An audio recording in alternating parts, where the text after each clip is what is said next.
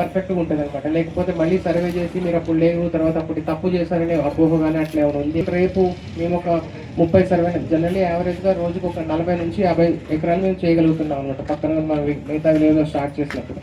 So ఈ 50 survey నెంబర్లు ఏం చేస్తాం అనేది ముందు రోజే మీకు చెప్తాను. పంచాయత్ సెక్రటరీ ద్వారా కానీ మా జీపీఓ ద్వారా కానీ చెప్తాను. ఆ రైతులు అక్కడ అవైలబుల్ ఉండి ఇది నా భూమి, నా గెట్ ఇక్కడ దాకా చూపెట్టగలిగితే మేము ఫిజికల్గా ఏం రాసుకో, మొత్తం కంప్యూటర్ ద్వారానే ఉంటుంది. ఆ ఎక్విప్మెంట్ ఏమైనా వస్తే అది కూడా చూపెట్టదు.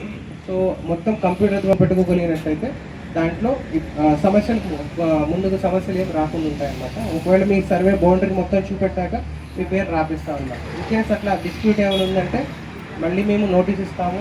మీకు సమస్యలు ఏమైనా ఉంటే మళ్ళీ మీరు మాతో చెప్పచ్చు అన్నట్టు. సో మా రిక్వెస్ట్ ఏంటంటే కొంచెం కోఆపరేట్ చేయండి. అట్లీస్ట్ మీ భూమి అవుతున్నంత వరకు మీరు చూసుకోండి, మీ చుట్టుపక్కల రైతున్నంత వరకు అవుతున్నంత వరకు చూసుకుంటే పర్ఫెక్ట్ అయితే. ఇప్పుడు చేసామంటే మళ్ళీ ఇంతకుముందు చేసిన ఆల్మోస్ట్ 90-80 సంవత్సరాల క్రితం చేసాం కాబట్టి ఇప్పుడు చేస్తే మళ్ళీ ఒక 90-50. ఇంకొకటి ఏంటంటే ఇంతకుముందు మనం భూభారతి యాక్ట్లో ఏమని చెప్పంటే మనందరికీ ఆధార్ నెంబర్ ఉన్నట్టు మీ భూమికి ఒక భూధార్ నెంబర్ ఇస్తానికి గవర్నమెంట్ చెప్పడం జరిగింది. ఫర్ ఎగ్జాంపుల్ ఇప్పుడు ఒక విలేజ్లో మీకు 4 సర్వే నెంబర్లో భూములు ఉంటాయి. మన పాస్బుక్లో 1, 2, 3 కూడా వస్తాయి. ఇప్పుడు ఏం చేస్తామంటే